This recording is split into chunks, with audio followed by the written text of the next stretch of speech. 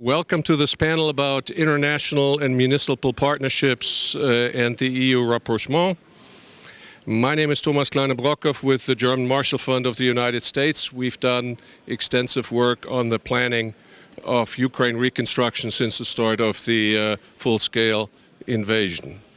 This is a practitioners panel, and we can welcome a distinguished group of practitioners that only an event like the Ukraine Recovery Conference can bring together. We will do this in two groups. There's a first group, 45 minutes, and a second group, another 45 minutes. The first group will focus on the regional partnerships, the regional and international partnerships. The second one on the municipal dimension of the issue. It has to be stated at the outset that there has been remarkable support by communities and regions outside of Ukraine into Ukraine since 2022, and that is the type of partnership that has delivered a lot of tangible results on the ground, and that is what we are going to talk about. What we wish to explore today is the best practices, how does peer-to-peer work, and maybe what are the limits of this type of cooperation as well. And we, again, I said that we would like to dig into best practices. So I will introduce the panel to you. To my left, and I will go around to introduce the panelists. Vasyl Shkurakov, who is the Acting Minister for Communities, Territories and Infrastructure Development of Ukraine. Viktoras Vailanis, Minister of Economics of Latvia. Konstantin Mehem, Deputy Head of the Chernihiv Oblast. Manuela Schwesig, the governor of Mecklenburg-Western Pomerania, which we call Ministerpräsident in this country.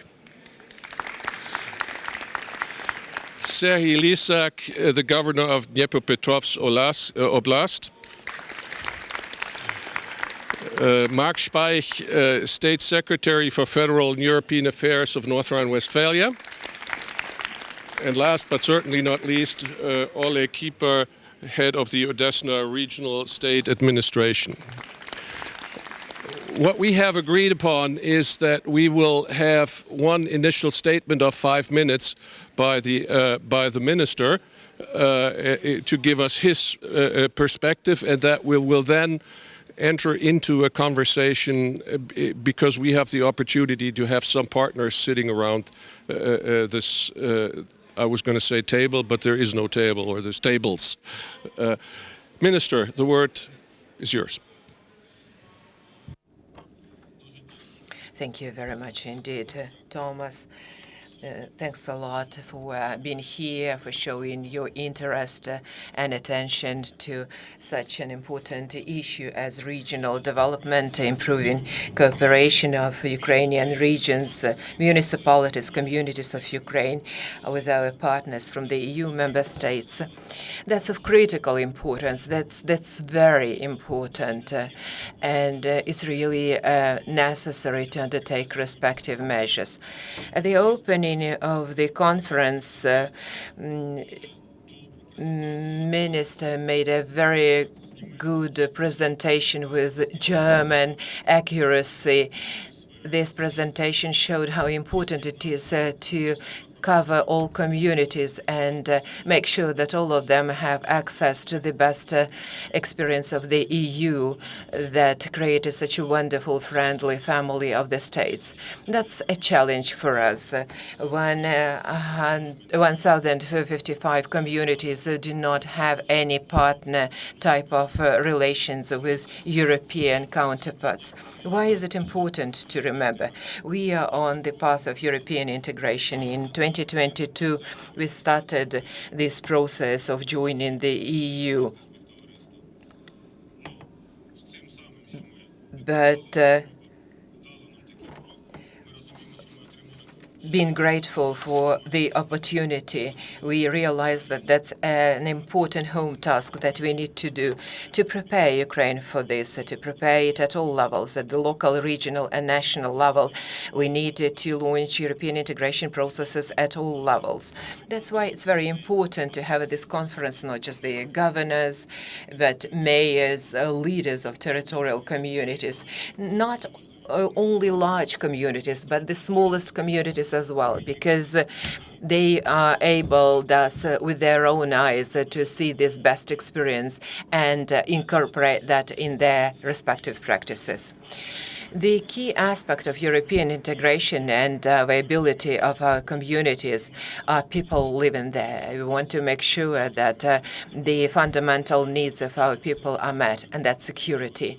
We do understand how security is important for the development. It is important to have security for people to show their entrepreneurial skills, to launch businesses in Ukraine, and business, that's the development of the community. As the ministry, we shape policy, whether that's transportation or regional development, and here we are guided by three aspects of European integration processes. The first is development and meeting the livelihood needs of the communities. That's resources that should be available for the life in the cities. That's infrastructure, accessible services, high-quality services. And that's a challenge for Ukraine. And partnership and cooperation with European counterparts allow us to attract resources to launch and develop and implement projects, high-quality projects, thus make money to invest into new projects and deliver. And only with the help of European vision approaches, with bringing Ukrainian legislation in line with the European standards, we'll be able to accomplish that. The second important element of our work is housing. Housing policy means that we needed to return people back to their hometowns to secure proper housing conditions for them. That's opportunity for them to live, to raise kids, to give birth to kids, develop regions. Logistics, that's another important step. As soon as you have proper infrastructure, business will come there, and businesses will create new jobs. New jobs will make the communities viable. They will improve the living standards, well-being of the people, will improve the quality of the services there. And that means stronger Ukraine, stronger, independent, prospering Ukraine, a reliable friend and partner to the EU member states. We have to undertake every and all measure to make sure that at this conference, at the upcoming conferences, we'll be able to report about the cooperation of our regions. The colleagues will hopefully present their success stories, their projects. Let me just tell you that we are going to sign a memorandum that will allow for us, jointly with the European partners and counterparts and with the European Commission, to launch the process of preparing the projects to be implemented by the communities in Ukraine and the European partners and international organizations. And these projects are aimed at improving life in the communities. Let me wish you fruitful discussions. That's a nice opportunity for an exchange, and most importantly, to start good relations, to see the results of the partnership projects that we are going to be implementing in Ukraine. Sorry for exceeding the time. I think it was important to remind us all that there is 1,050 communities that do not have partnerships. We talk with those who do, but not about those who don't. And I thought it also important that you mentioned the EU dimension of this that we'll get into. Mr. Vailanis, Latvia has strong ties with Ukraine even before the full-scale war for a long time. You yourself have visited Ukraine recently, and your country has announced it will focus its supportive activities on the Chernihiv region. And as a country, why focus on one region? Why focus on this region? What is the opportunities and advantages that you see as a country in this approach? And how would you respond to the critique that we've heard in some places, that this is contrary to a more holistic approach of development? Okay, thank you. First of all, how this cooperation with Chernihiv started, and it hasn't started on the clear space. Like it started because our partnership started in a municipal level. Municipalities started this cooperation before the war already. And when the war started, and it started not 2 years ago, it started 10 years ago, they already started this cooperation of helping other families. We were bringing children to Latvia to camps to get them back in good health after what they saw, what happens there already for 10 years, what's happening in Ukraine. And when the start full invasion in Ukraine, we thought, okay, we need bigger impact of help support programs, and then we started to talk with the municipalities. Okay, how can we coordinate this help? And we start to focus all national help to one region, and so we are not the biggest country in the Europe, but we can see that if we focus this help, we can really succeed some good results.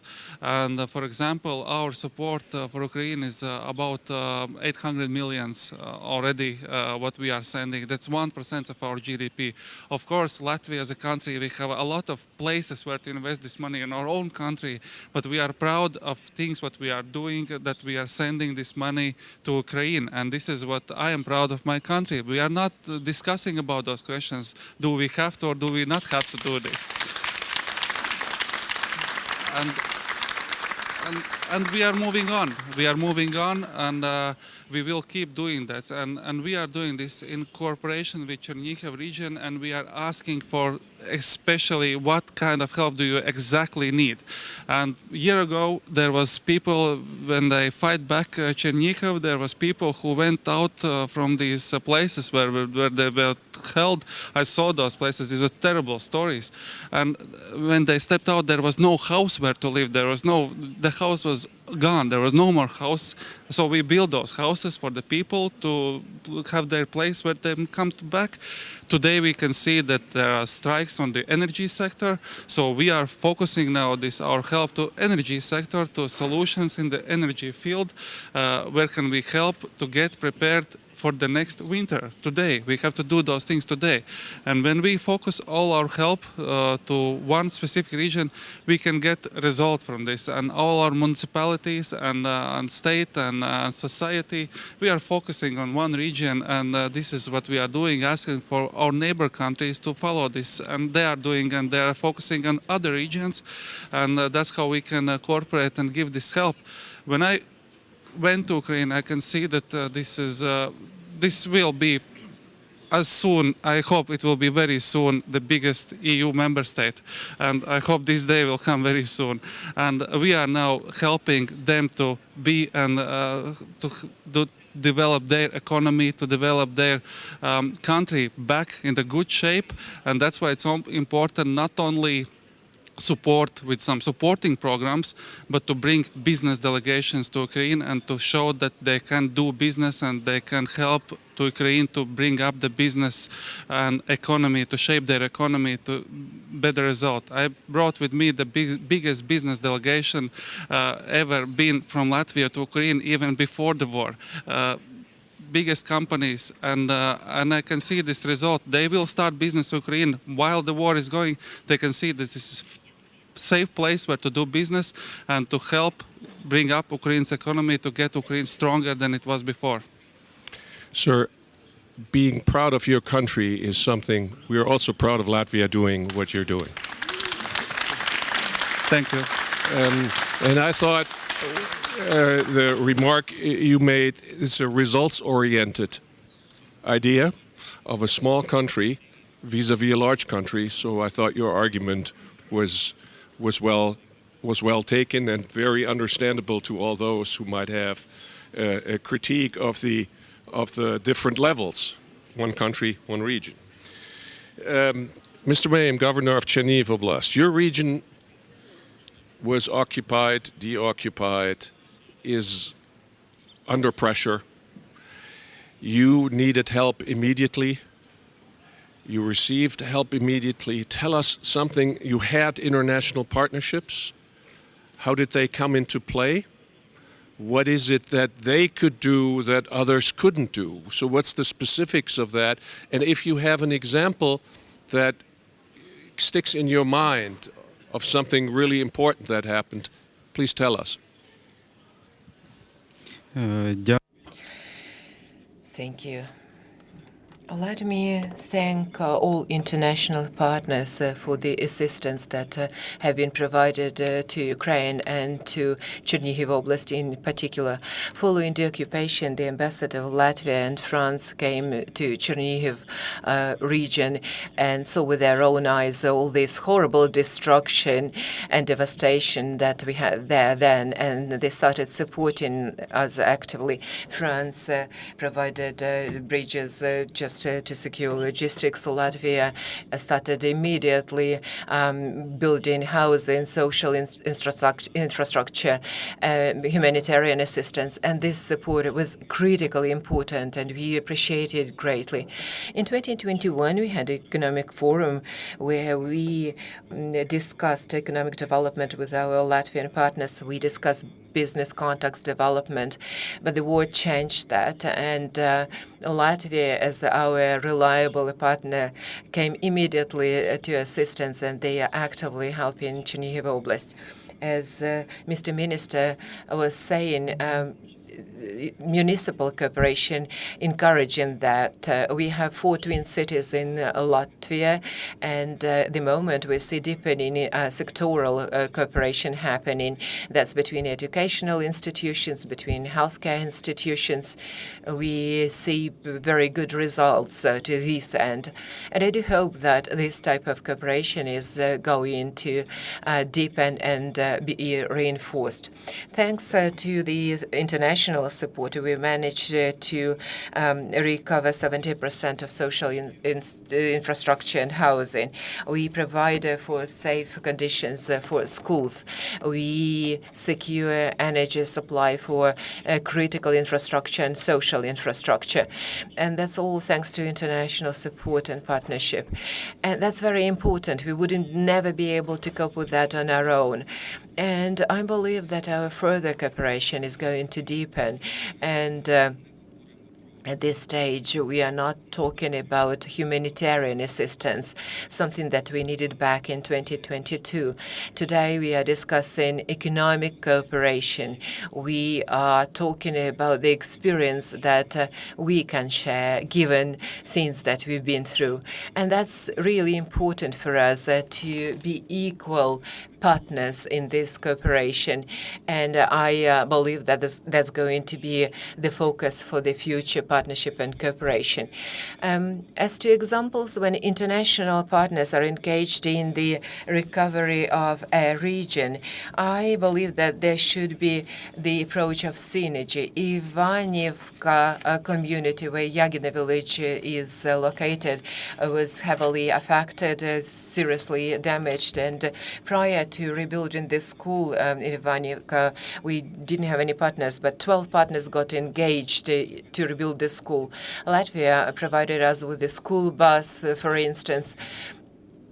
If you talk about social infrastructure, our district hospital, it was severely damaged in 2022. 20 partners united their efforts to reconstruct it. Again, in April, it was shelled and destroyed, and partners started helping again. All of them got engaged again because it was damaged. And we have lots of examples like that. When it comes to recovery, I believe that it should be engagement of partners, local self-governments, international donors, civil society organizations, and only then it works well. Mr. Mayor, I think you made a very important point in that you pointed out that these partnerships are not static, that they may start with humanitarian aid, but will become long-term partnerships of economic development. I thought that was an important point. Next to you is one of your newest partners, the representative from Mecklenburg-Vorpommern, Western Pomerania, Ms. Schwesig. What prompted you in this phase of the full-scale war to enter into this partnership? What's your motivation? Where do you come from? Do you already have an experience that you can share in this? And is it that, while others may be running out of steam after several years of, you're bringing new energy to this? Help us understand your perspective. First of all, I would like to thank you for the invitation. It's good to be a part of this important discussion. What is our motivation? We want to help. The position of Germany and all federal states is very clear. We stand by Ukraine, and Russia has to stop this war. We will support Ukraine for as long as necessary in this country's fight for survival, for freedom, and for the right to live their lives as they wish. Together we stand for the values of Europe, for peaceful, free, democratic coexistence and mutual respect. And that's why we want to help with partnerships. We helped Ukraine from the very beginning of the Russian war. We organized help transports and helped with reconstruction. We take in people who seek safety, mostly women and children. And from early on, we start to talk about a long-term partnership on the regional level. In the current emergency situation, regional partnerships can provide concrete help in the short term, and in the long term, they create lasting links between the people and regions in Europe. The Chernihiv region has a similar population to my country, Mecklenburg-Vorpommern. The economic structure is also similar. We would like to work together in the fields of education, economy, and renewable energies, tourism, culture, and science. Mr. Mayhem, we see with great respect, we see how our partners are committed to this partnership despite the difficult conditions of the war. I would like to thank all the people from Chernihiv Oblast for their cooperation. Thank you, ma'am. So I want to give it back to Mr. Mayhem, and you're getting a new partner this year. What is to you sort of the additional benefit of an additional partnership? How will you utilize and use this in concert with your other partnerships?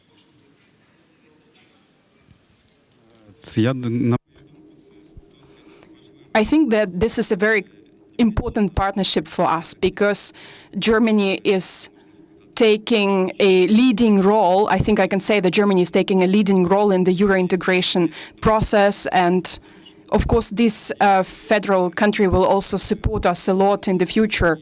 We have different networks now in various areas like healthcare and education. The more partners we have, the more experience we can learn from and the more opportunities we have.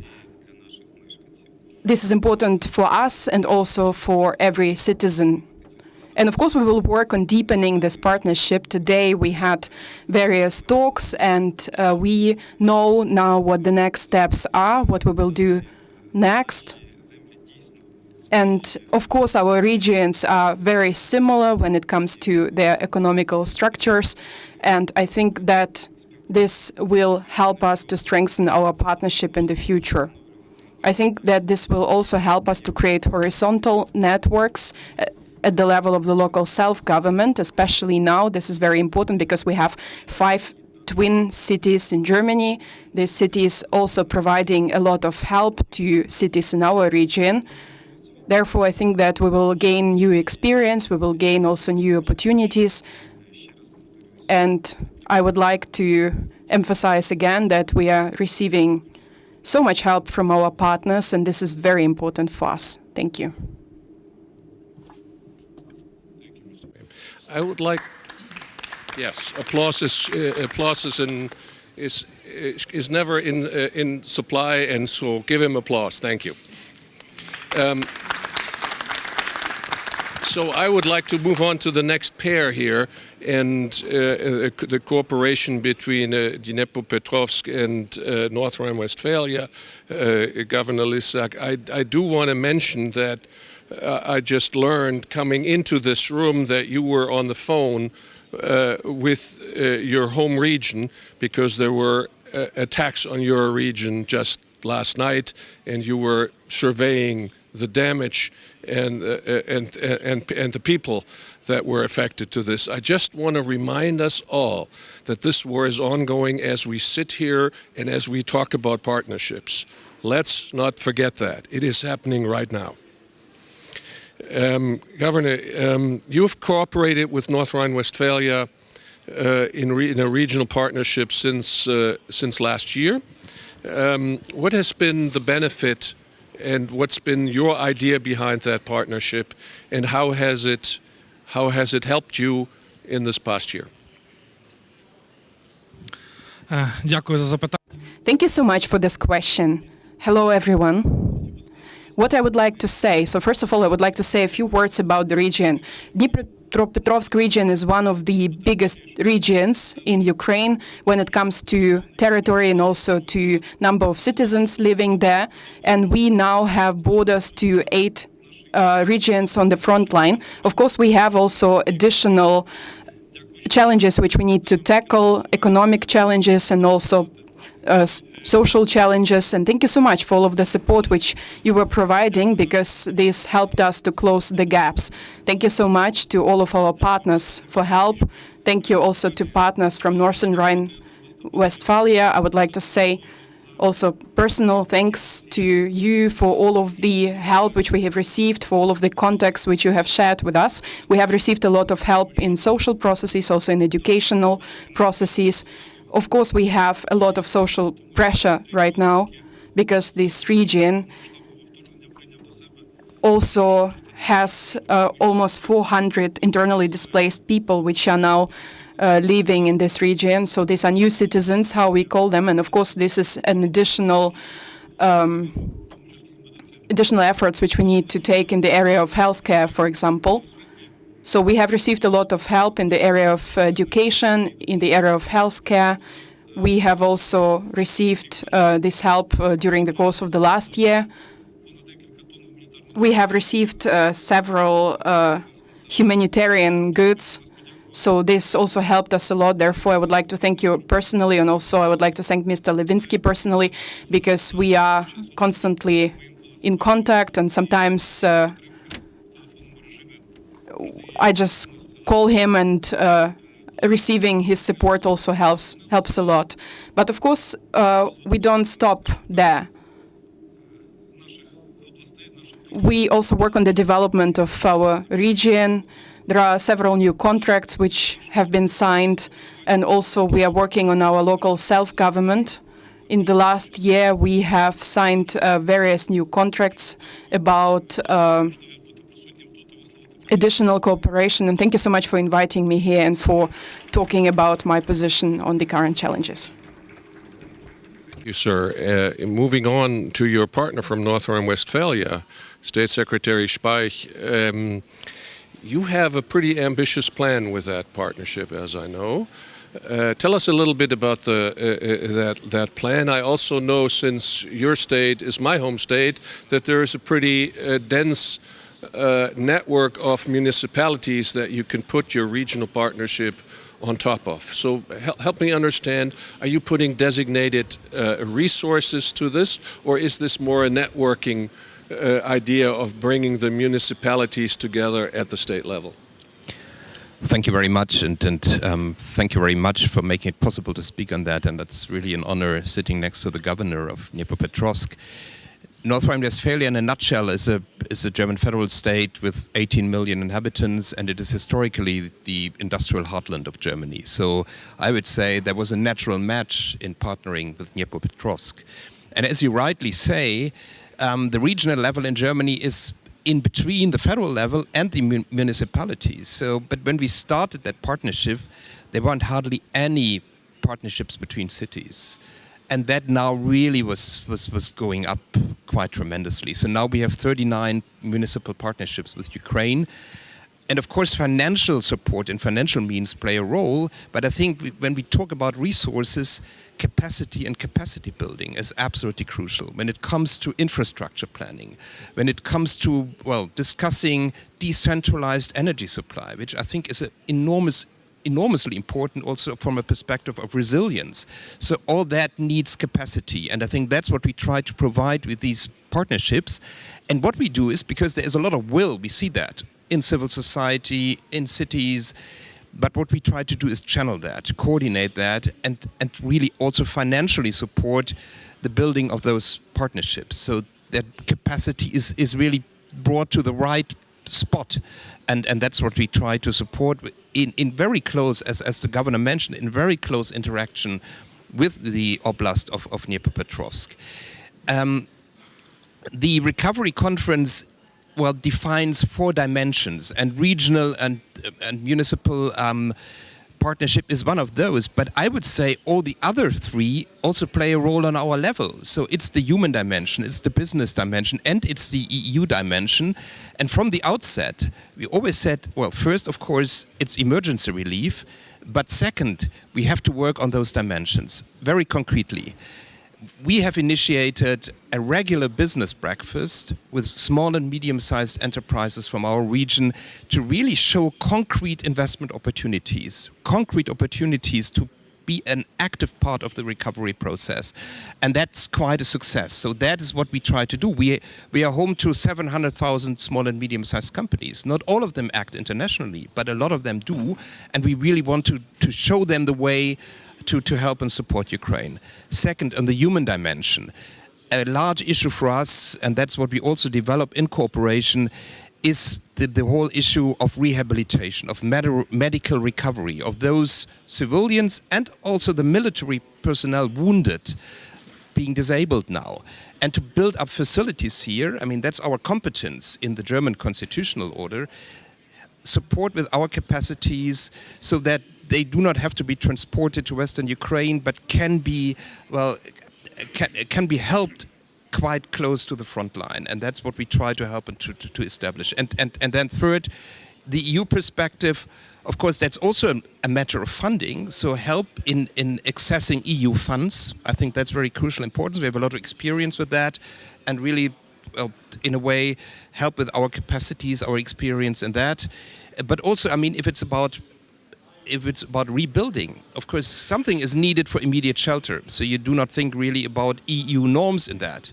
But some infrastructure can be rebuilt with a perspective on the EU requirements, the acquis communautaire, which has to be taken into account. And here we have a lot of experience that we also try to bring to the table. So I think that's the very practical way in where we as a region try to facilitate, to coordinate. That's the role we see, and really do that not in a very one-sided way, but in a very close interaction with the oblast. But allow me a last sentence, because I think that's really important. Discussing Ukraine recovery means believing in Ukrainian victory, and I think that's absolutely important. And even if we have no responsibility and competence in defense,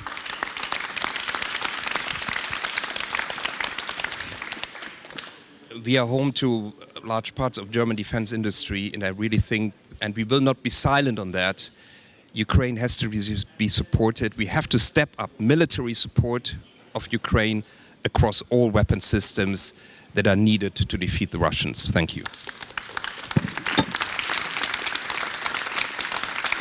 Thank you, Mr. Speich. Important reminder. And since I have you together here, So help us understand how that works. You said you give a call to the minister at the state chancellery and discuss, or do you have a joint project group on where you go next? How do I have to picture, as a citizen, your cooperation? Що стосується When it comes to our relationship and to the way how we cooperate, we usually have online meetings. We are discussing topics which are of interest for both of us, but we also have people who are responsible for certain topics like social topic, and they have, of course, close cooperation on their level, and then two of us are defining the strategy, the overall strategy. Thank you. And I mean, when I was really to say Minister Leminski is the driving force behind that on our side with the full support of the Minister President. So it's really, there is a working level that is working very well, but there is a political commitment that doesn't shy away from entering very practical questions. Thank you. So we're going to Odessa. Mr. Keeper, head of the Odessa Regional State Administration, you've entered into partnerships and closer ties with Italy. By the way, the Italian special representative for reconstruction is here. Will be on the next in this next group. And so, why Italy? What is your idea behind the Italy connection? Where do you intend to go with it? What's the benefit of it?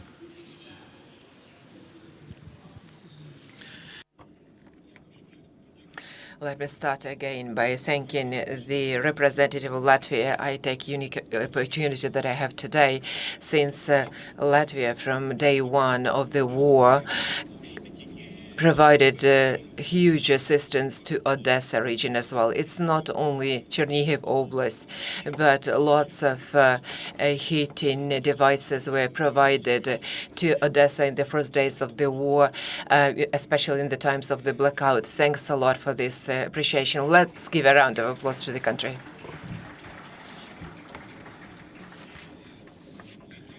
Why Italy?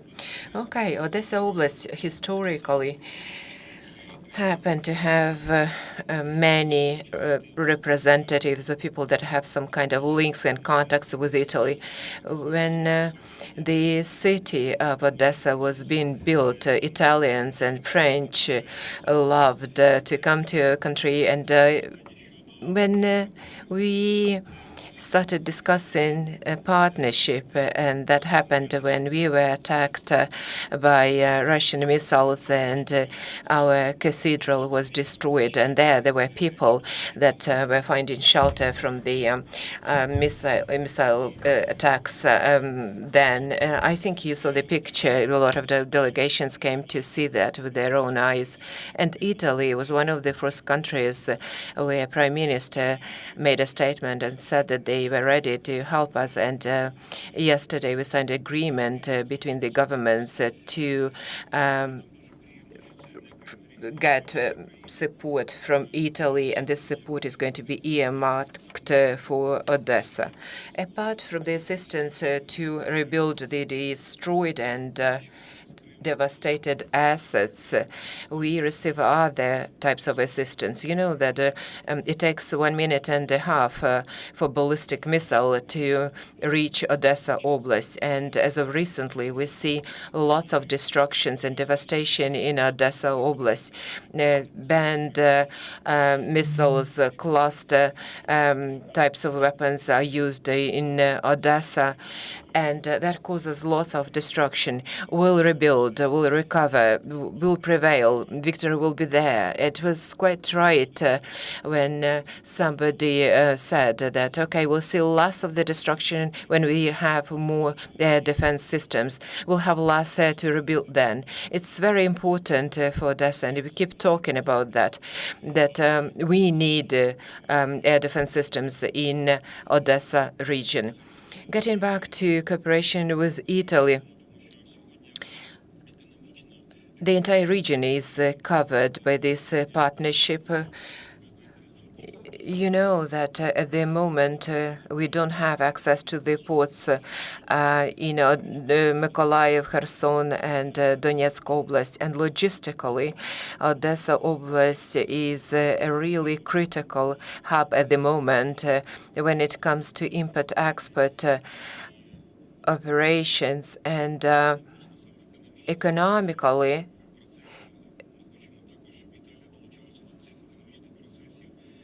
speaking, we want Italy to get actively engaged in all the logistic processes. A few words about the energy infrastructure in the region. Given the necessity that port requires in terms of electricity supply, generation is of critical importance for Odessa Oblast. Thank you.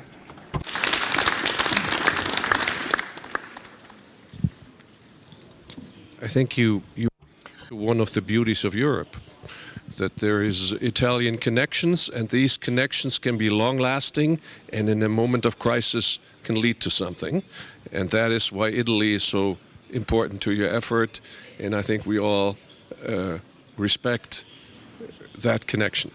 So let me ask the group one more question, then I think we might have a few minutes for a couple of questions from the audience. Get ready.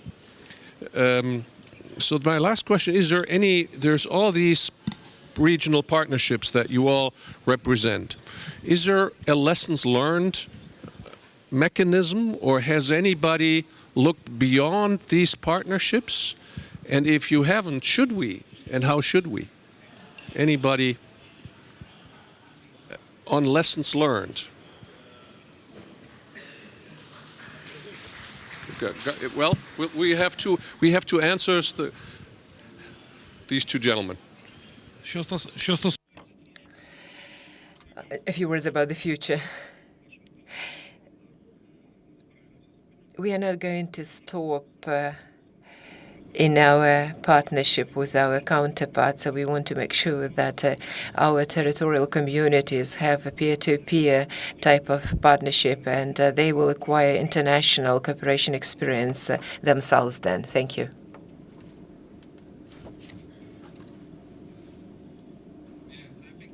So first of all, thank you for this supporting for our country. This is very important, and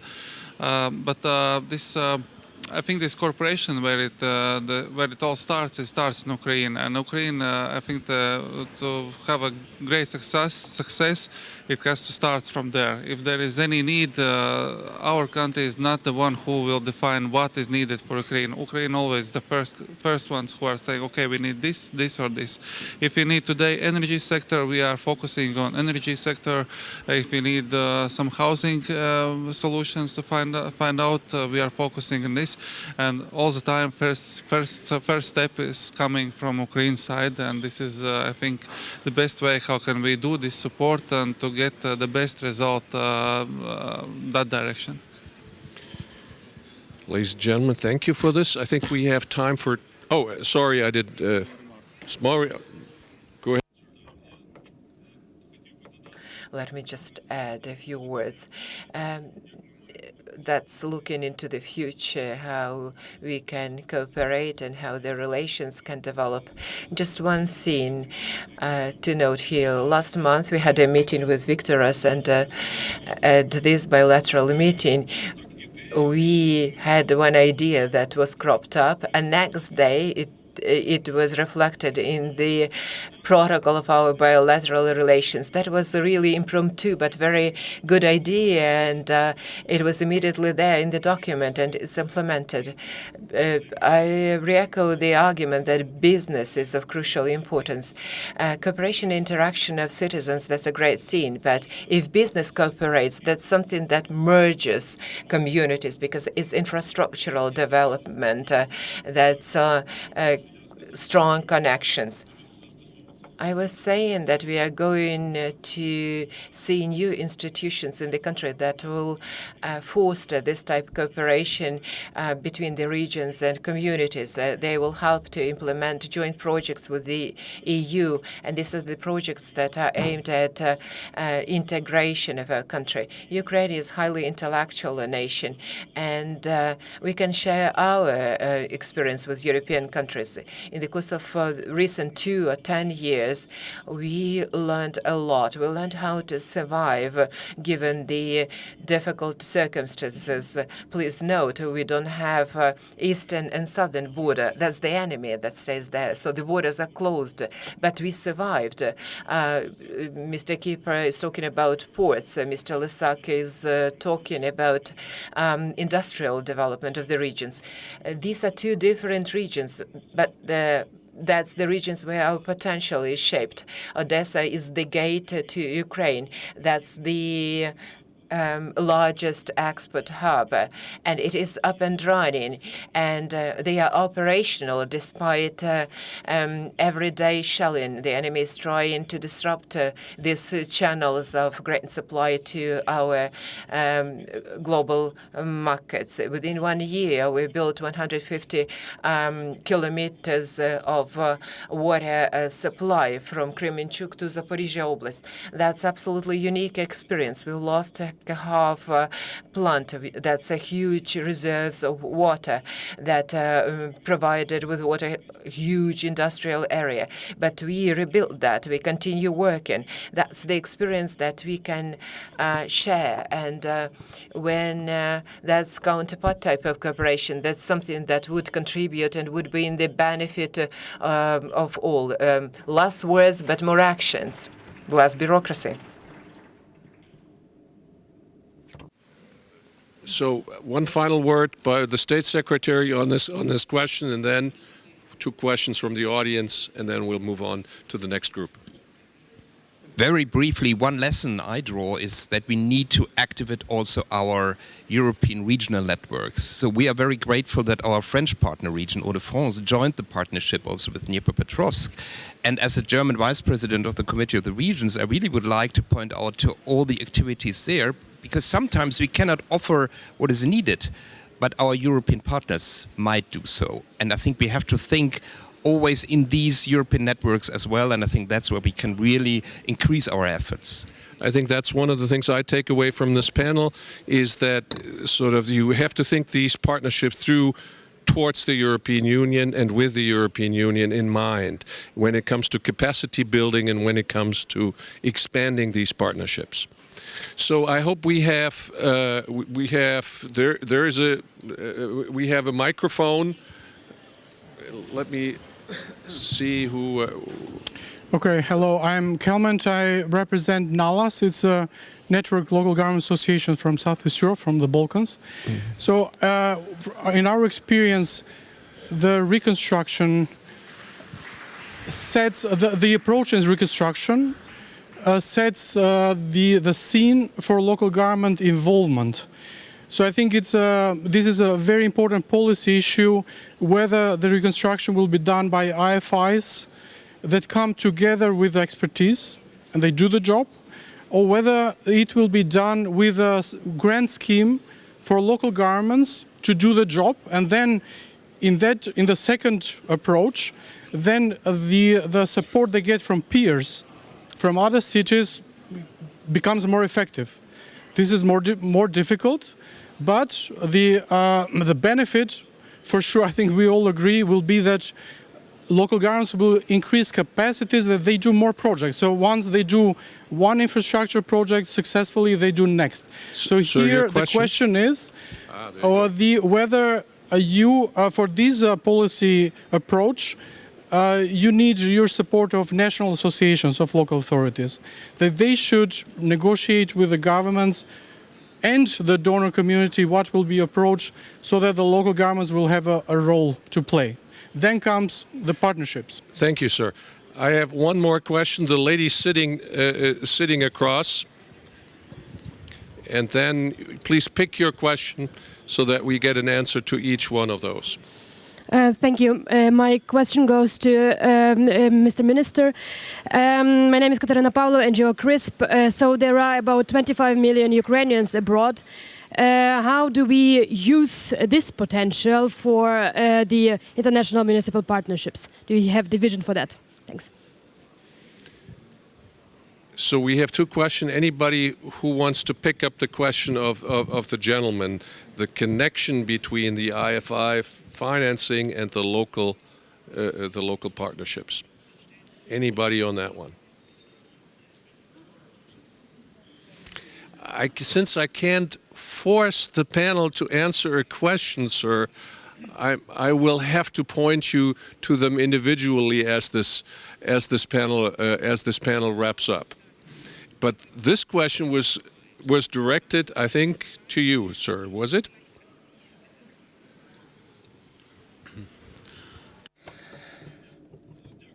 Thank you for the question. That's a very important question. It's very important to remember that we need to make sure that people return. The government should do everything to make it happen. People should come back and live a decent life in Ukraine. Our Ukrainians are very active people, and as you see, there are lots of organizations of Ukrainians in European countries where they are at the moment.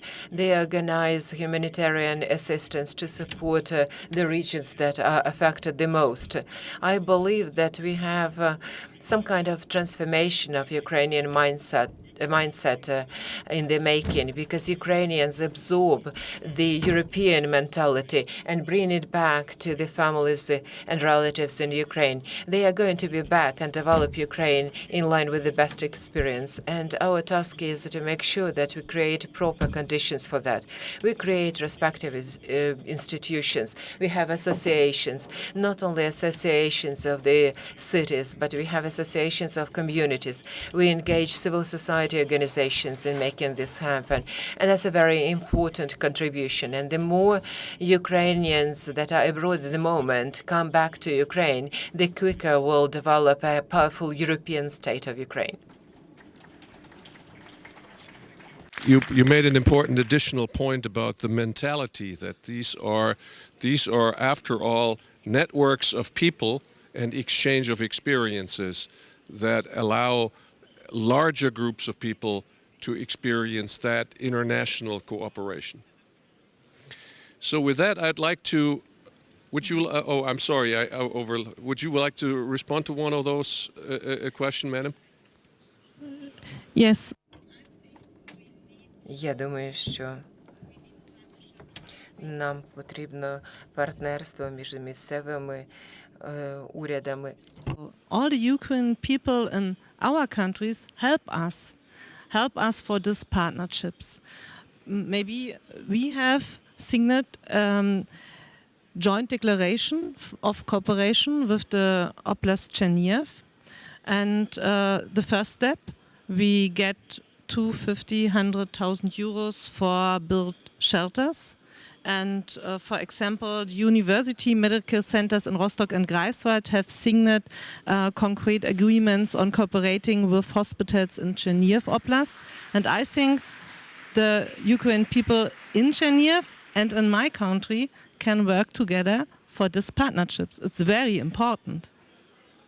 Thank you, ma'am. As final words, I think, Minister, we're going to... Microphone, yes, there is something. The silent disco is silent when you don't use microphone. So thank you for reminding me, but I have to wrap this up now, and please, I apologize to those who wanted to say something. We have a second interesting group of people to join us here in a couple of minutes. If I can invite you to take a seat around and to have the other group come in and take their designated seats. Thank you. So thank you all for staying on for this for the second round of conversation. We will now move on from the more regional dimension to a more local dimension. And in order to do that, we have a group of people that I would like to introduce to you. To my left, and I will do the same thing as the last time, walk you around the circle of guests here. David La Sicilia, Special Envoy for Reconstruction of Italy. Serhiy Morhunov, Mayor of Vinnytsia in Ukraine. Katja Dörner, Mayor of Bonn in Germany.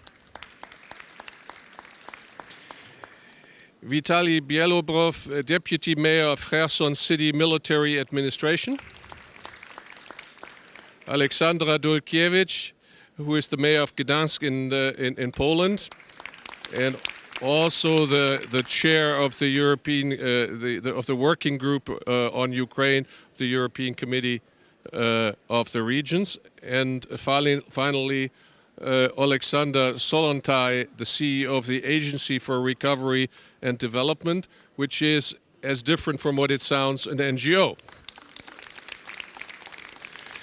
The way I would, this group, the conversation will be run a little bit differently than last time. We will have a mayor's conversation between the four first.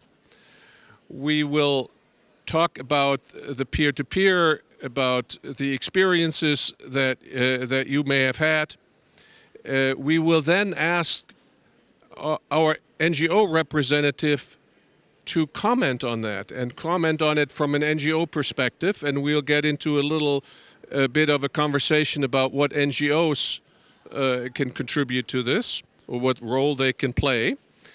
And we will close out this fittingly with the Italian Special Envoy to have the last word and have a little bit of a longer expose. I'm going to ask him about what he has heard here that he's taking home to Italy, which is the host of the next recovery conference. So I want to start with a simple question and probably ask those of the German and the Polish mayors, help us understand from your perspective the benefits of the peer-to-peer cooperation, and maybe as different from what you see at the state level or at a bigger, even a federal level.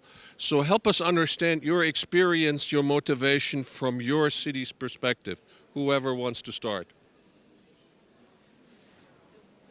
Well, first of all, thank you very much that we can attend this panel together, Vitaly and I. This is a great honor that we can talk about our partnership at this panel. Regarding your question, I think the local level, the municipalities, we are just closest to the people. And when it comes to aid and to support for our Ukrainian friends, it's always immediately visible and it is very concrete. And I think this makes a huge difference. In Bonn, we work very closely with our partners and we know what is really needed. We have a lot of video conferences, for example, but also Vitaly and a small delegation, they came to visit us in February, and that was very helpful because we learned what is really the things that are needed on the local level in Kherson.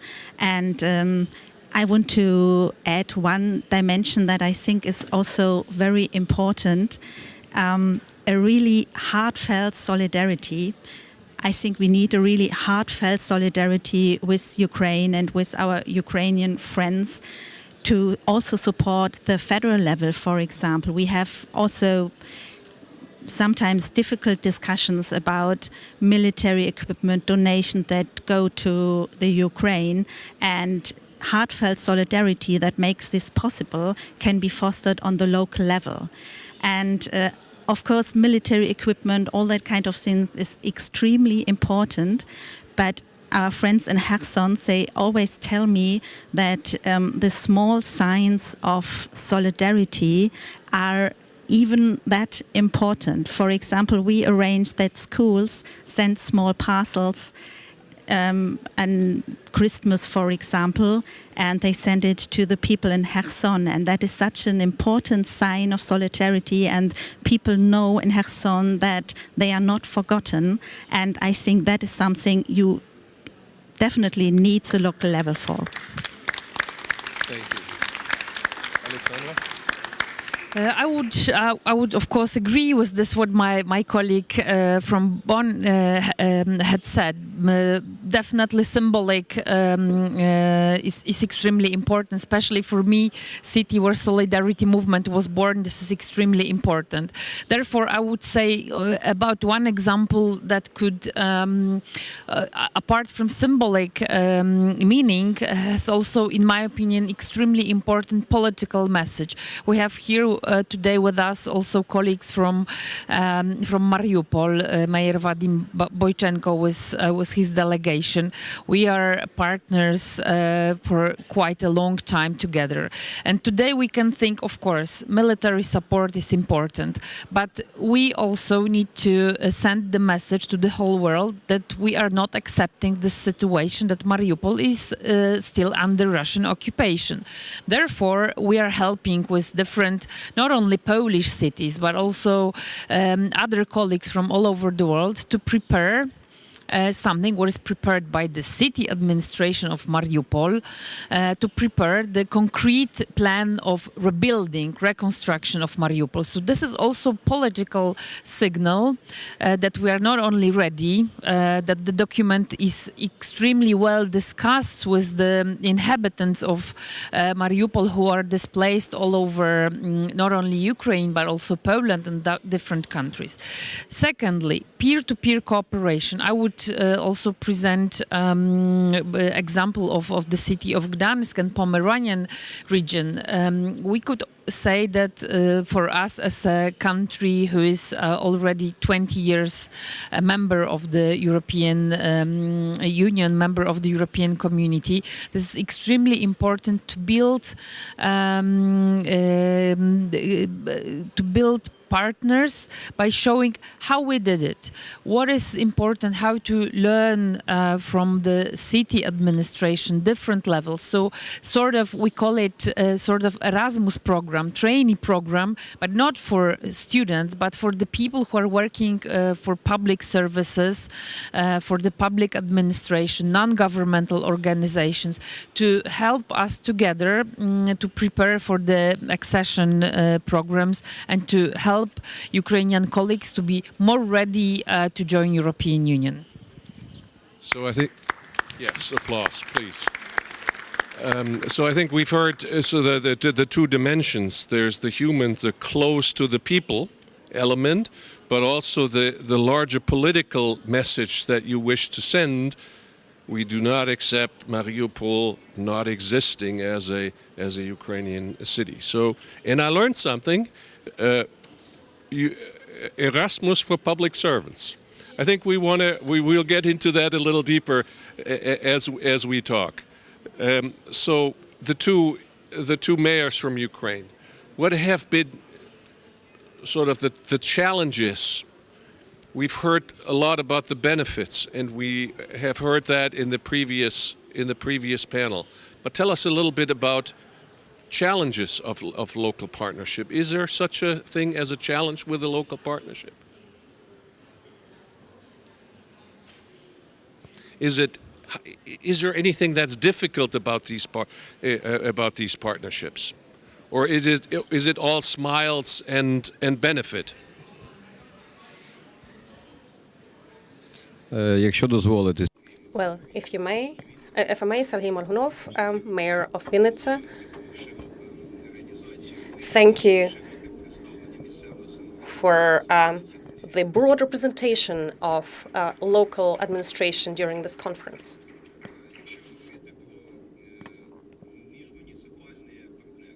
When we speak about municipal partnership,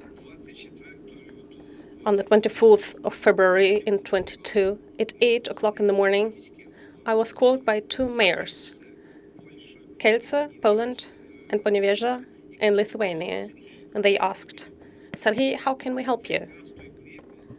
This is an example where these partner relations between cities work really well and really fast in critical situations. It's not just about visiting concerts or exchanging cultural experience. It's real.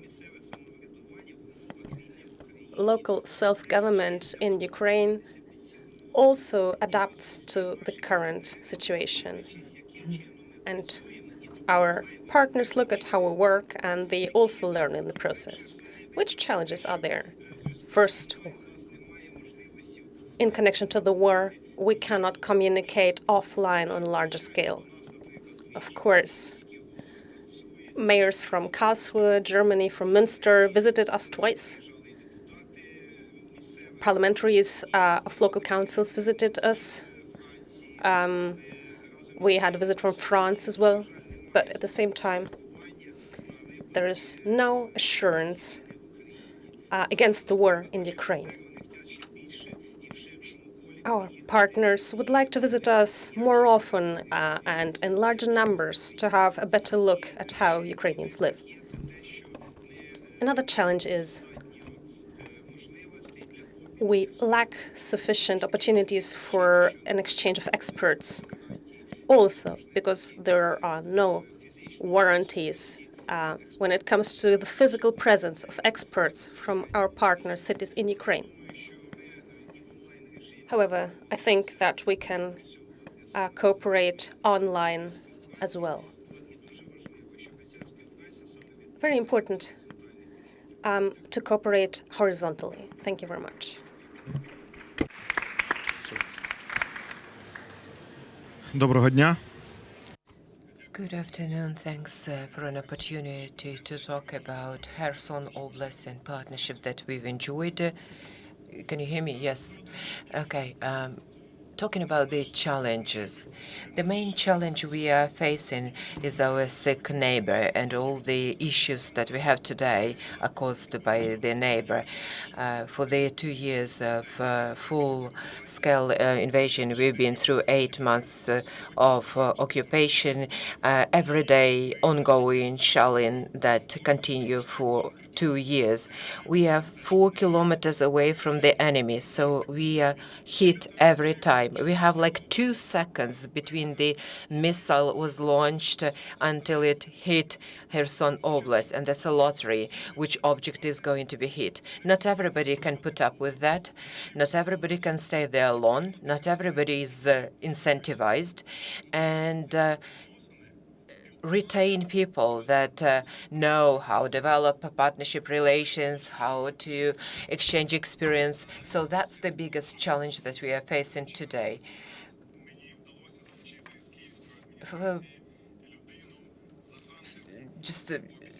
It was a miracle when Zahantov stayed in Kherson for some time. I managed to get her in, but she never thought that the life wouldn't be that boring in Kherson.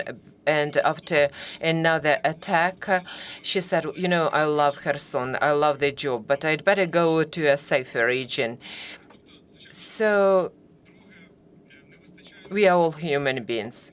We lack human resources. We have a unique opportunity to learn the best experience from, for instance, the city of Bonn. We have unique opportunities to rebuild the city better. Bonn is the best in many areas that we are trying to reimagine the city in. We are trying to repurpose lots of buildings.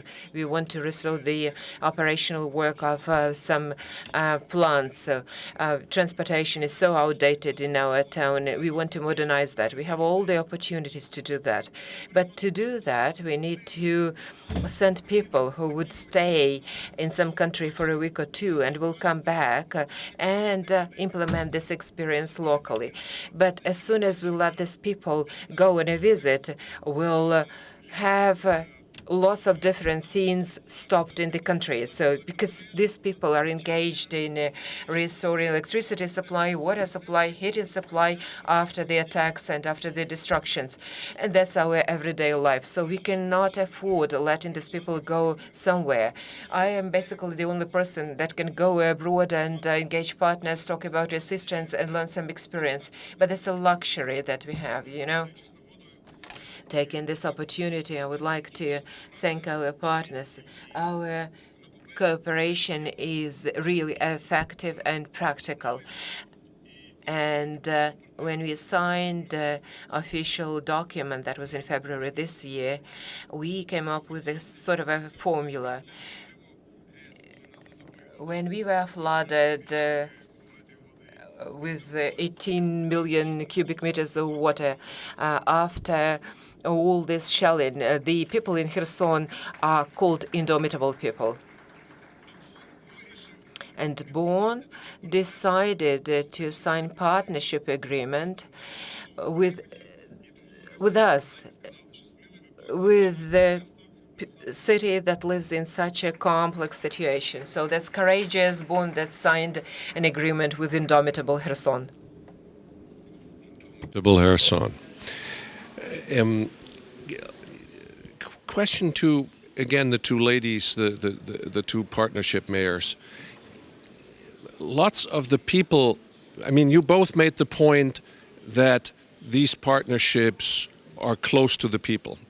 Often they're conducted by volunteers. We're in the third year of the full-scale war. Is there something like exhaustion? And how do you deal with it? Because what we've just heard is this is there's a long-term need that has structural transformative change at the end. So from a mayor's perspective, how do you deal with that? First of all, thank you very much for this question. As you probably hear, our Polish Prime Minister Donald Tusk is quite openly all over the world speaking that we really cannot be tired, we Europeans, with this war, because Ukrainians are fighting for our European values and our European security. I know that this is on this meta level and not always when you are very close to the people, and especially we just had a voting campaign in Poland this spring. It's not so easy to explain that fighting for values is also important for us in Gdansk, for my colleagues in France, and so on and so on. In my opinion, this is also our role as local and regional leaders to do what is possible to explain to the people that this is also our matter. Our matter. It is not always easy, but what we are trying to do, we are trying to build alliances. We had created European Alliance of Cities and Regions on reconstruction of Ukraine. This is on local and regional level. We are trying to invite more and more also non-governmental organizations to make it a long perspective process. I remember that we started to cooperate closely with Mariupol, my predecessor, former mayor of Gdansk, Paweł Adamowicz, in 2015. So it was 1 year after beginning of the war, let's be honest. So this is not like that this is third year. This is already 10 years of war, and this is also extremely important that we need to remember this. Maybe we are not doing every single day something big, something expensive, but in my opinion, constant keeping in mind that the war is still there, that this is also our responsibility to support Ukrainians as much as we can is extremely important. Maybe this is not even that big, that expensive, that big help, but constant long perspective support is important. And this is why we are not only doing this charity help, but also we are engaged in a long-stand process like this this conference here was very strong dimension on local and regional matters, to think of the future, to cooperate with our Ukrainian colleagues, to think together about our common future, because this is not only, we are not only talking here about recovery of Ukraine, but we are talking about recovery of the member of the European Union. So this is also our matter, how it will be organized. So it's not always easy, but this is something what is our common responsibility and need to be done.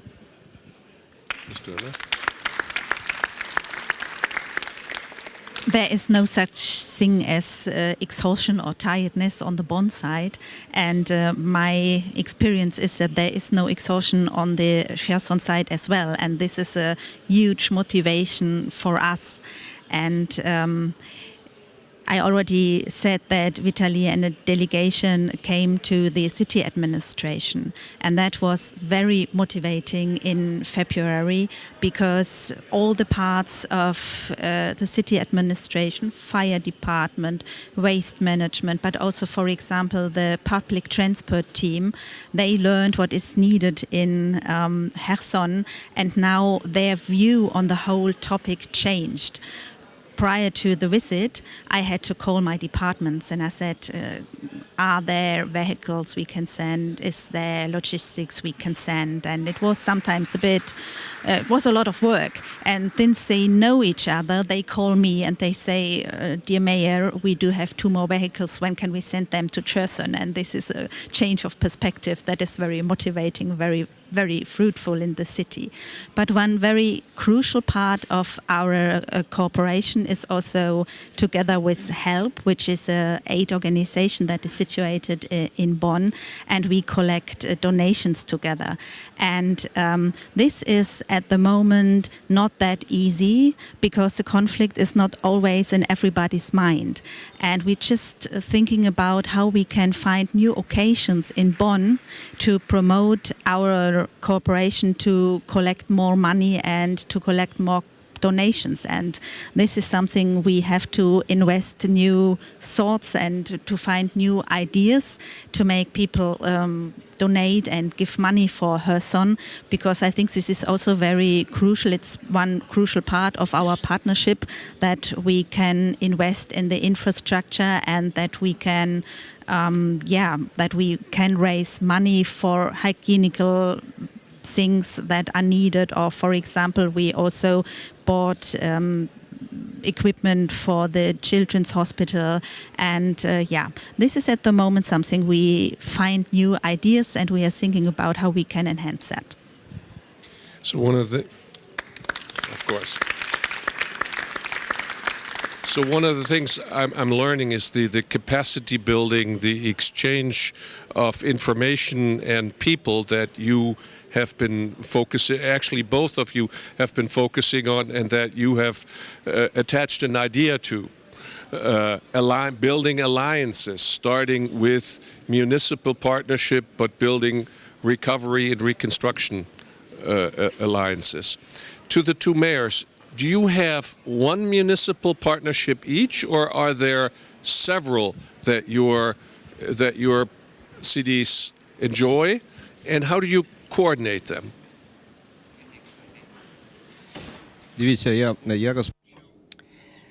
I started saying that on day 1 of the war, I got the phone call of 2 mayors who asked what kind of assistance I needed then. With the beginning of full-scale invasion, we had around 8 different types of partnerships and twinning projects. And, you know, you learn who your real friend is in difficult conditions.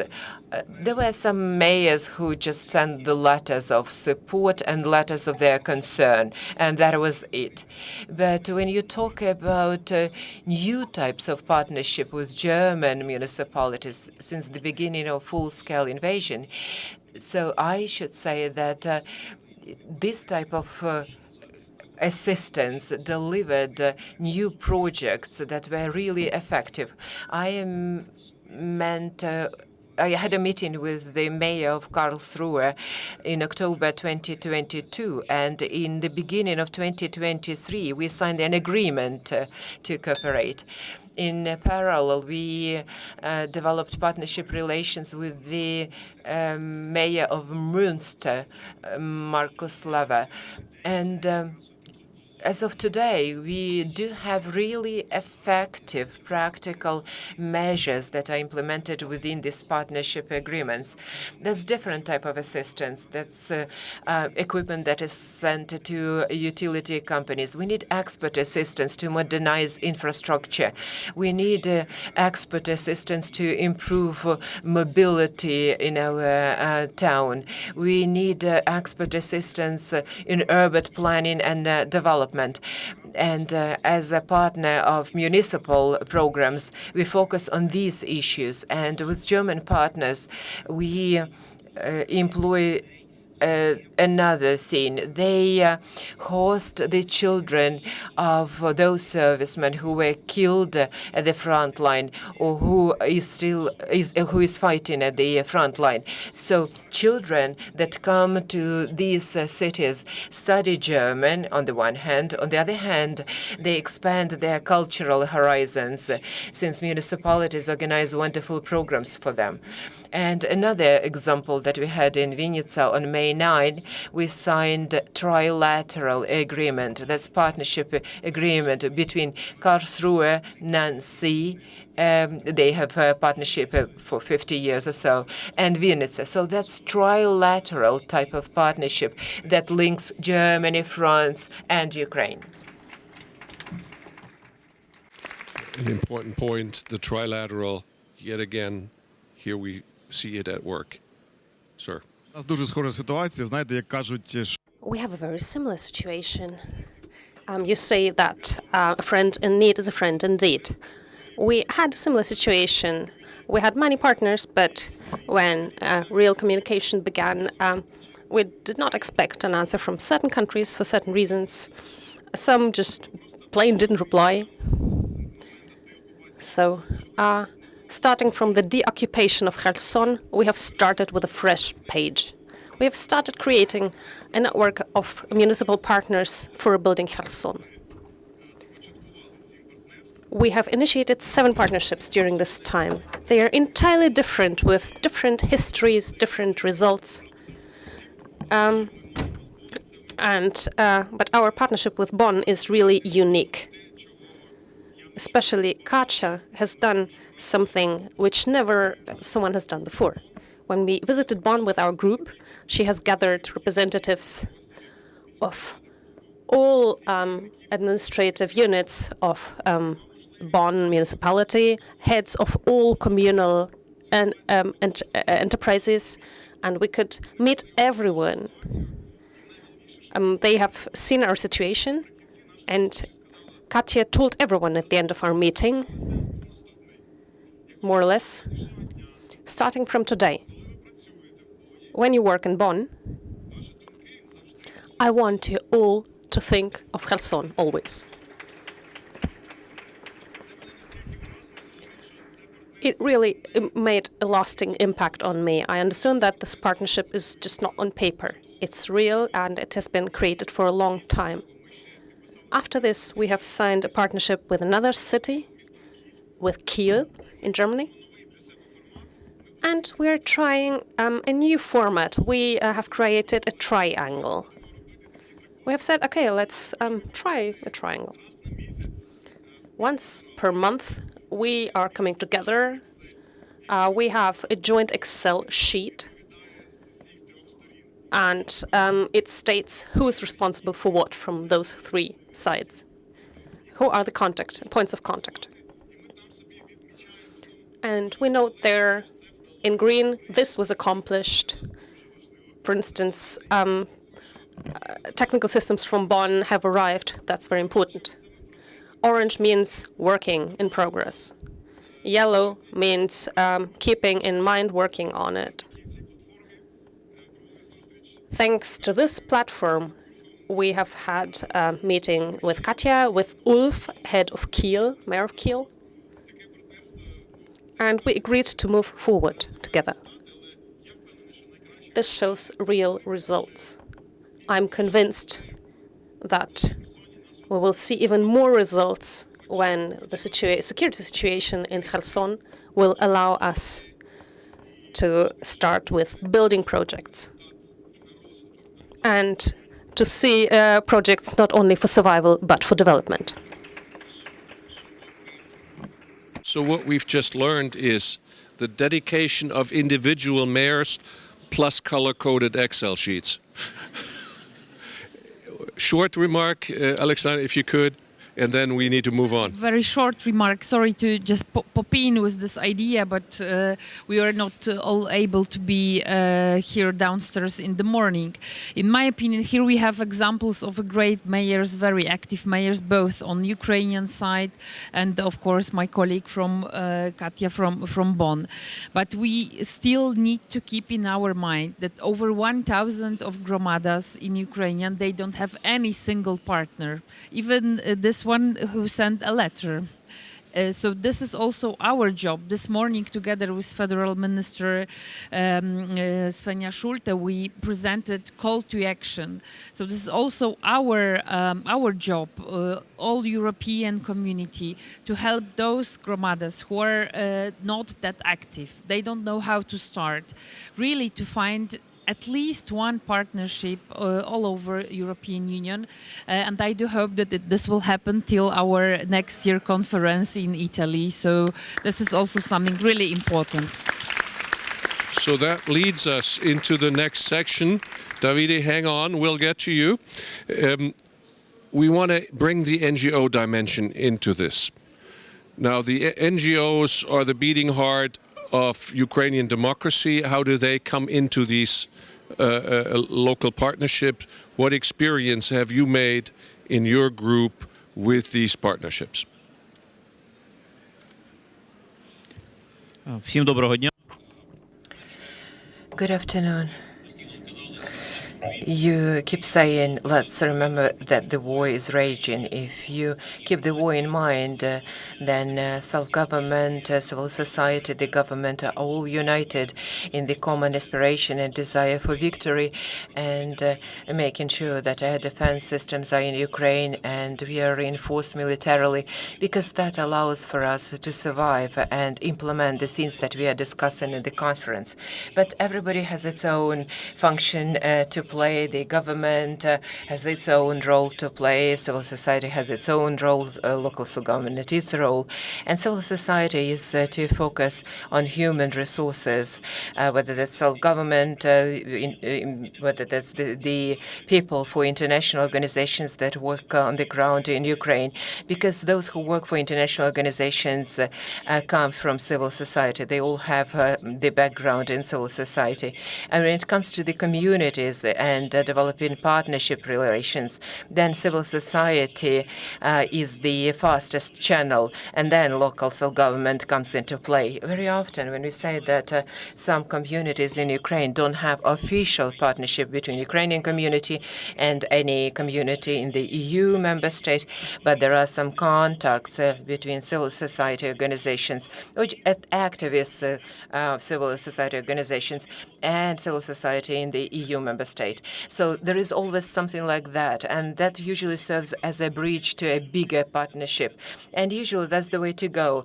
One active person's got in touch with another active person, then there is an organization, then local self-government, and then official channels. And that's one of the options to resolve the issue Alexander pointed out. I do appreciate that you organized this panel discussion. That was our request at the conference in London.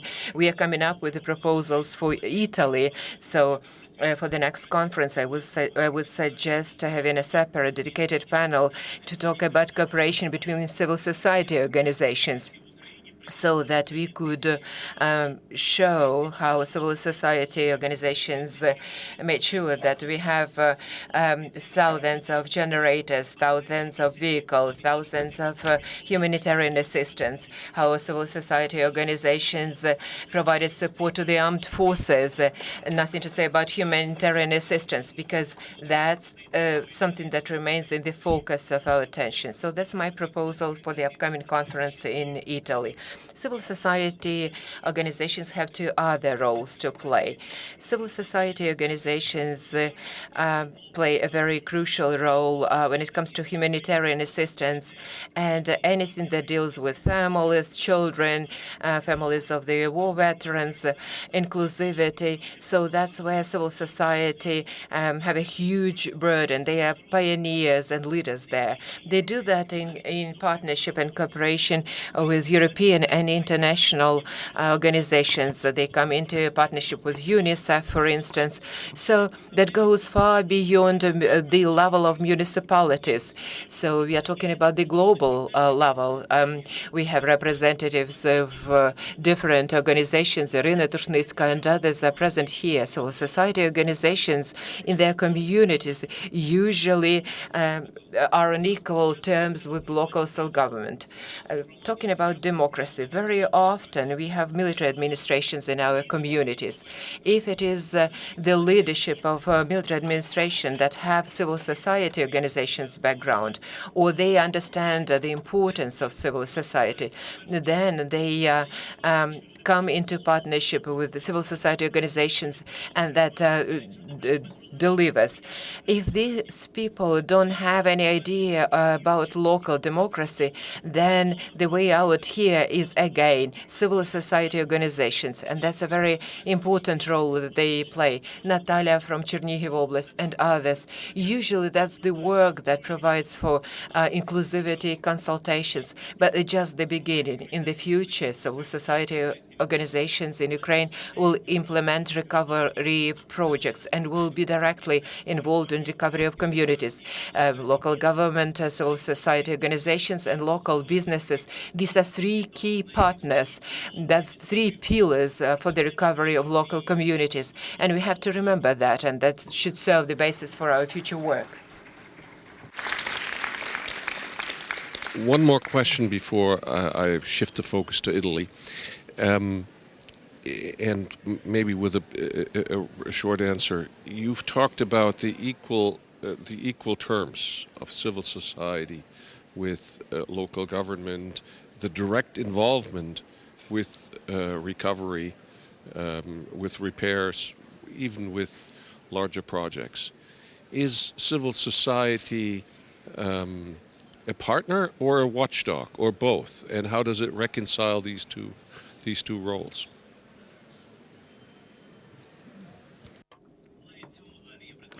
In this room, we have representatives of different civil society organizations. Somebody acts as a watchdog, somebody the other function. We had volunteers that physically rebuild. It's very difficult to sit on two chairs, but the organizations sort of, divide these functions. But those who are directly involved in recovery, who submit their proposals to recovery strategies of the communities and then themselves implement their project, they work in line with the principles of accountability and transparency. So these two functions are very important, but it depends on the level of self-governance in the community too. If local self-government enjoys trust, then civil societies focus on implementing specific recovery construction projects. And very often, international partners, I just mentioned that, they asked for a partner to be civil society organization. But if it is military administration that we have in this community, or there are some additional challenges, then the function of a monitoring of a watchdog is reinforced. But that's in the interest of local self-government too, I think. I think you made an important point that international partners sometimes request working with NGOs, and you initially in your answer, the firewall question in these two roles is going to be an important one as these relationships get deeper and longer. So I want to turn for sort of the final segment of this conversation to the Italian special envoy, Mr. Latticia. If you could reflect on this conversation that you've just heard, what is it that you have noticed? What is it that you learned? What is it that you have learned, especially with respect to your role in organizing the next conference? What do you want to take home to this next effort? Thank you very much for the question. I think it works. Thanks so much for the question. First of all, allow me to salute my co-panelists and especially the representative of the city of Kherson. As ambassador in Kiev, one of my last actions in the end of 2020 was to put a board on the walls of the consular agency that Italy opened in Kherson 150 years ago. And my worry was that one day I would like to go there and visit this building in a free and safe Kherson.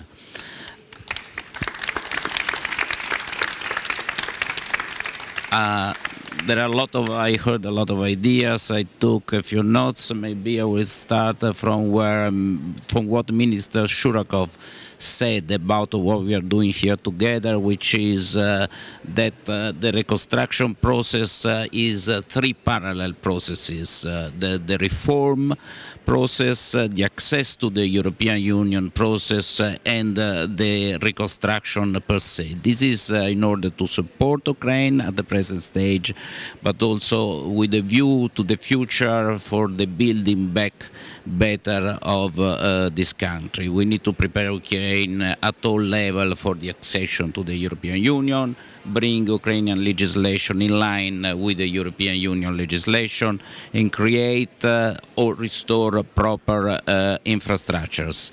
This is very important for the business dimension, but also for the human dimension. And decentralization is very central to each of these processes.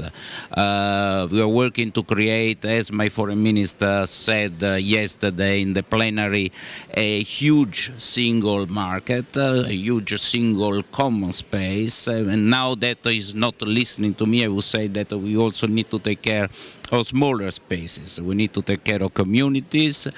Communities have needs. We need to reconstruct in order taking into consideration the needs of these communities. Reconstruction must be brought closer and closer to people. So we will definitely keep this dimension in our reflection in the Ukrainian Recovery Conference that we are going to do next year in Italy. I think that we really need to have this bottom-up approach involving also the civil society. We learned this in our history of post-war reconstructions. We have a lot of not only distractions from the two world wars, but also from natural catastrophe over the last century. And we learn very much how important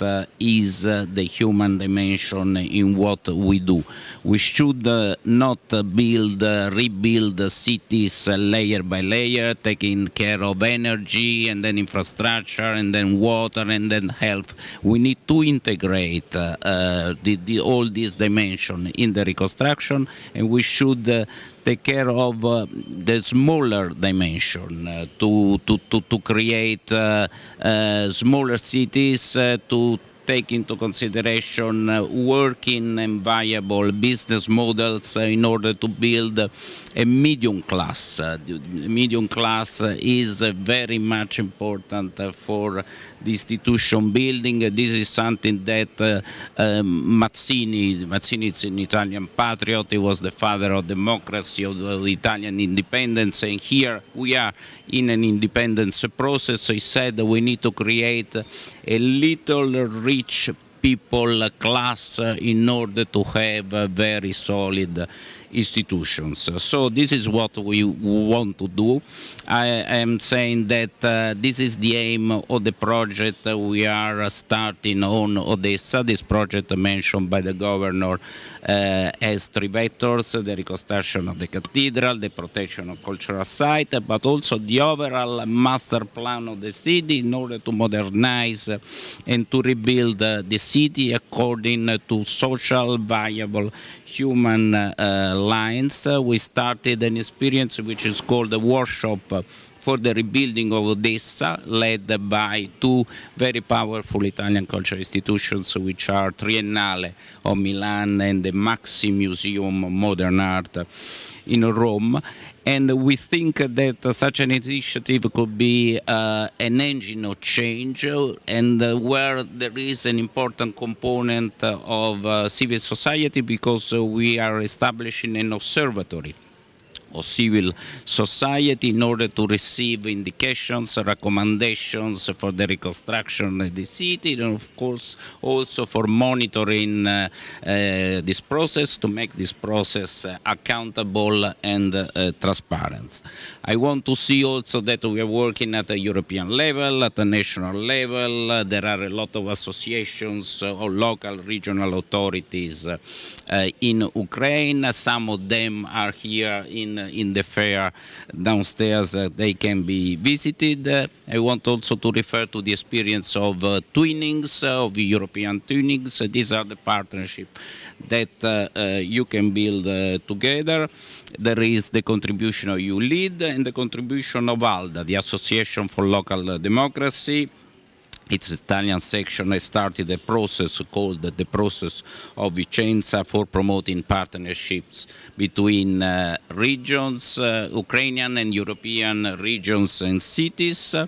This process will be an important part of our Ukraine Recovery Conference next year. We would like to have some events between now and the Ukrainian Recovery Conference, which will be in June next year, dedicated to the local dimension, and Vicenza will be one of them. So we are looking forward to seeing you all in Vicenza.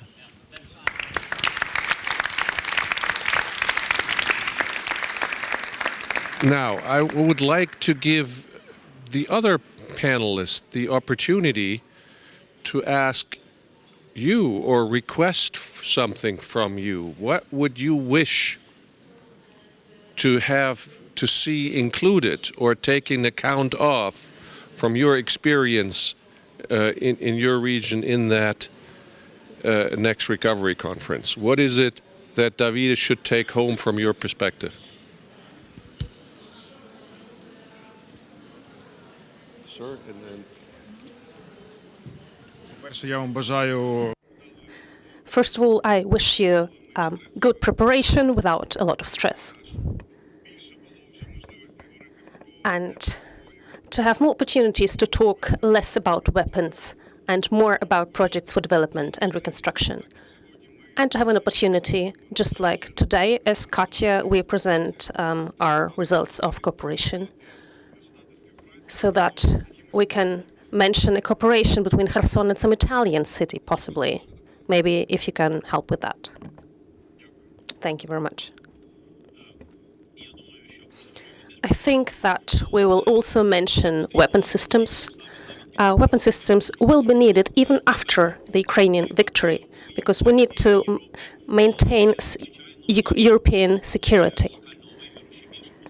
I think it's good to strengthen the local dimension and to look at the positive experience of Germany currently, because Germany has made great strides in terms of representation of local communities and self-government. In comparison to London and Lugano, it was a huge step forward. It's good to emphasize local democracy. Sometimes activists rebuild something quickly, and then the local government comes in. I think it's good to make sure that every community in Ukraine has a partner. And maybe every community in Italy has a Ukrainian partner as well. Shared my dream with you till next year. So every single hromada to have a partner community in the European Union. But in my opinion, this is really important what Alexander just said. We really cannot forget about this dimension, civil society dimension, because of course infrastructure is extremely important, environmental issue, energy issue are extremely important, but nowadays when we can see how fragile democracy is also here in the European Union, in my opinion, this is extremely important to work together with our Ukrainian partners on transparent procedures on all levels, local, regional, national, and it won't be possible without also non-governmental organizations.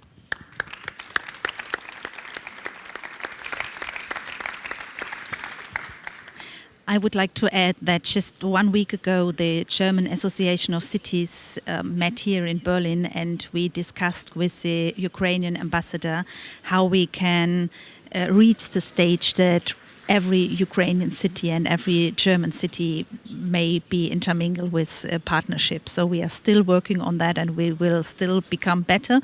Also, we doubled the number of partnerships with Ukrainian cities in the last years. I would like to thank the federal government and the BMZ and the CIJ here in Germany, because they made funds available for the local authorities, for the cities, so we can apply, and it's really not very bureaucratic. And we use these opportunities very much to, for example, send vehicles and send lorries to Kherson, for example. And this is, I think, a very good example, and it would be brilliant if this maybe see a rollout on the whole European or international level, and that would help the local authorities a lot. Thank you. Okay. I think we're... Last word from Sergei. Да. Дивіться, вся активність. Yes, look. When it comes to partnership relations between Germany and Ukraine, France and Ukraine,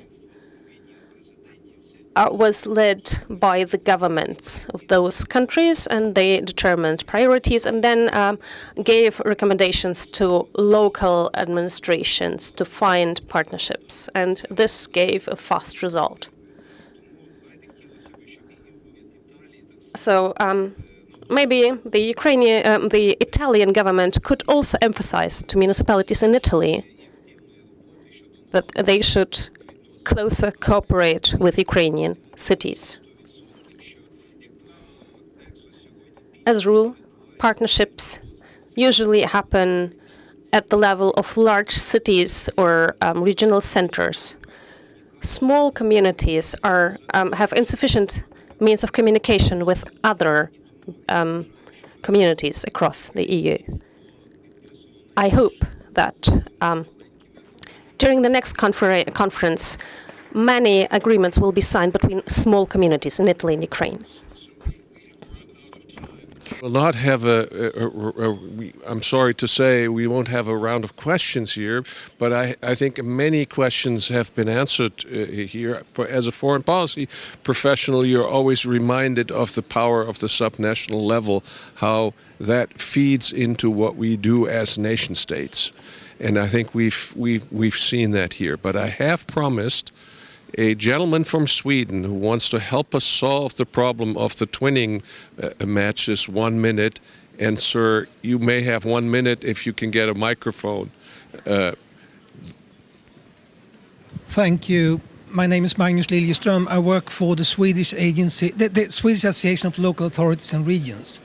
We have been working in Ukraine in support of decentralization process reform since 2014. Since 2022, we are running a matchmaking portal for municipal partnership. It's now known as Cities for Cities, cities 4 cities.eu. Our team in Ukraine is supporting the matchmaking and the first contacts, but we have a problem. You have mentioned the benefits of partnerships.